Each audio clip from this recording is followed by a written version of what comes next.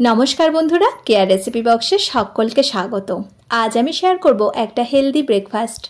आज बानाबो सोयाबिनेर पुर भरा दुर्दान्त स्वादेर एक परोटा। आमरा तो आलुर परोटा अनेक खेयेछि, तो एकबार सोयाबिनेर परोटाटा ट्राई करा जाक। ताहले चलुन बंधुरा झटपट शुरू करे फेली। परोटाटा बानाबो आटा दिए, तार जोन्नो निये निलाम 2 बाटिर मतो आटा और एखाने निये निচ্ছি जोआन 1 चामचेर मतो जोआन एकटू हाथ दिए एइभाবে চেপে জোয়ানটাকে দিয়ে দিলাম। তারপর তাতে দিলাম সাদা তেল আর দিয়ে দিলাম পরিমাণ মতো লবণ। দিয়ে সমস্ত উপকরণগুলোকে ভালো করে মিশিয়ে নিয়ে জল দিয়ে এটাকে ভালো করে মেখে নেব। একটা ডো তৈরি করব, যেমন আমরা আটা মাখি সেই রকমই এটার একটা ডো তৈরি করে নিয়েছি। এরপর এটাকে রেস্টে রেখে দেব। এদিকে আমি পুর তৈরি করার জন্য নিয়েছি সোয়াবিন, আর সোয়াবিনটাকে আমি ভিজিয়ে রেখেছিলাম প্রায় 3-4 ঘন্টা। এখানে যদি চান তো গরম জলে একটু দিয়ে দিলে সঙ্গে সঙ্গে সোয়াবিনটা নরম হয়ে যাবে। তারপর এটাকে মিক্সি জারের মধ্যে দিয়ে এইভাবে আমি ব্লেন্ড করে নিয়েছি। এর সঙ্গে আমি একটা আলু অ্যাড করব। এটা সেদ্ধ করা আলু, এটাকে গ্রেট করে নিচ্ছি। এখানে হাত দিয়েও কিন্তু চটকে নেওয়া যাবে। এখানে সোয়াবিনের পরিমাণটা বেশি রাখতে হবে আর আলু সামান্য। তারপর আলু আর সোয়াবিনটাকে হাত দিয়ে মেখে নিয়েছি। এরপর চলে যাব রান্নায়। কড়াইয়ে দিয়ে দিলাম সাদা তেল, দিয়ে পেঁয়াজ কুচি অ্যাড করে দিলাম। দিয়ে পেঁয়াজটাকে ভালো করে নেড়ে চেড়ে হালকা করে একটু ভেজে নেব। তারপর অ্যাড করে দেব 1 চামচের মতো আদা। আদাটা আমি গ্রেট করে দিয়েছি আর কাঁচা লঙ্কা ছোট ছোট করে কুচিয়ে নিয়েছি। এরপর এটাকে ভালো করে ভেজে নেওয়ার পর এর মধ্যে অ্যাড করে দিচ্ছি সোয়াবিন আর আলুর মাখাটা।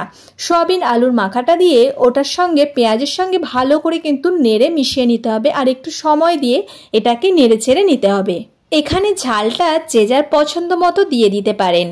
এরপর এটাকে ভালো করে মিশিয়ে নিয়েছি। তারপর অ্যাড করে দিচ্ছি 1 চামচের মতো ধনে গুঁড়ো আর 2 চামচ দিচ্ছি ভাজা জিরের গুঁড়ো, আর দিলাম পরিমাণ মতো একটু লঙ্কা গুঁড়ো আর বিট লবণ। এখানে আমি বিট লবণ ব্যবহার করছি। তারপর দিয়ে দিলাম ধনেপাতা কুচি। বিট লবণটা দিলে খুব সুন্দর একটা কিন্তু এই মাখাটার একটা সেন্ট আসে। আর তারপর এটাকে ভালো করে মিশিয়ে আমি 5 মিনিটের মতো কড়াইয়ের মধ্যে এইভাবে নেড়ে চেড়ে পুরটাকে তৈরি করে নেব। আর এই দেখুন বন্ধুরা, পুরটা কিন্তু আমার একদমই রেডি হয়ে গেছে। এরপর এটাকে ঢেলে নিয়েছি। এরপর আটা মাখাটা আরও একটু আমি হাত দিয়ে মেখে নেব। আর মেখে নেওয়া হয়ে গেলে এটা থেকে লেচি কেটে নেব। পরোটার জন্য আমি একটু বড় বড় করে লেচি কাটবো, যেহেতু এর মধ্যে পুর দেব। আর এই পরোটা একটু বড় বড় আর একটু মোটা হবে, তাহলে কিন্তু খেতে বেশ ভালো লাগবে। এই রকম সাইজের করে আমি লেচিগুলো কেটে নিলাম। এরপর এর মধ্যে পুর ভরে ফেলবো এইভাবে গোল করে। তারপর তার ভেতরে পুর দেব, একটু বেশি করে পুর দিয়ে দেব। এই পুরটা একটু বেশি করে দিলেও কিন্তু ফেটে বেরোবে না। আর এইভাবে ভালো করে মুড়ে আবার গোল করে তৈরি করে নেব। এইভাবে প্রত্যেকটা লেচির মধ্যে আমি পুরগুলো ভরে নিয়েছি। এরপরে হালকা চাপে কিন্তু এটাকে বেলে নিতে হবে। সকল বন্ধুর কাছে রিকোয়েস্ট রইল, ভিডিওটি যদি ইউটিউব থেকে দেখে থাকো তো প্লিজ চ্যানেলটি সাবস্ক্রাইব করো, আর যদি ফেসবুক পেজ থেকে দেখে থাকো তো পেজটি ফলো করে পাশে থেকো।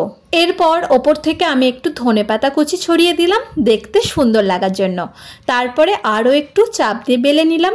এরপর তাওয়ার মধ্যে দিয়ে এপিট ওপিট ভালো করে সেঁকে নিতে হবে।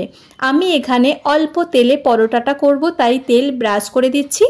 এখানে যদি আপনারা চান বাটার বা ঘি দিয়ে একদম কিন্তু ছাঁকাভাবে ভেজে নিতে পারেন। আমি এইভাবে সাদা তেল ব্রাশ করে খুব অল্প তেলে পরোটাটা তৈরি করছি। আর দেখুন বন্ধুরা, পরোটাটা কত সুন্দর ফুলে যাচ্ছে। এইভাবে আমি প্রত্যেকটা পরোটাই কিন্তু তৈরি করে নেব। আর এপিট ওপিট দুটো দিকই ভালো করে তেল ব্রাশ করে এটাকে সেঁকে নেব। আর প্রত্যেকটা পরোটাই কিন্তু খুব সুন্দরভাবে ফুলেছে। একদমই আমার রেডি হয়ে গেল দুর্দান্ত স্বাদের সোয়াবিনের পুর ভরা পরোটা। এটা খেতে অসাধারণ লাগে। চলুন এবারে একটা আমি কেটে দেখাই যে ভেতরটা কীরকম হয়েছে। এই দেখুন, ভেতরটা কিন্তু খুব সুন্দর হয়েছে, পুরটা খুব সুন্দরভাবে ছড়িয়ে গেছে। আর এটা দারুণ কিন্তু নরমও হয়েছিল। বন্ধুরা, ভিডিওটি কেমন লাগলো তা অবশ্যই জানাবেন। আর ভালো লাগলে একটা লাইক, কমেন্ট এবং শেয়ার করে পাশে থাকার অনুরোধ রইল। সকলে ভালো থাকবেন, সুস্থ থাকবেন। আজ এই পর্যন্ত, আবার ফিরে আসবো অন্য কোনো এক রেসিপি নিয়ে। সকল বন্ধুকে জানাই অসংখ্য ধন্যবাদ।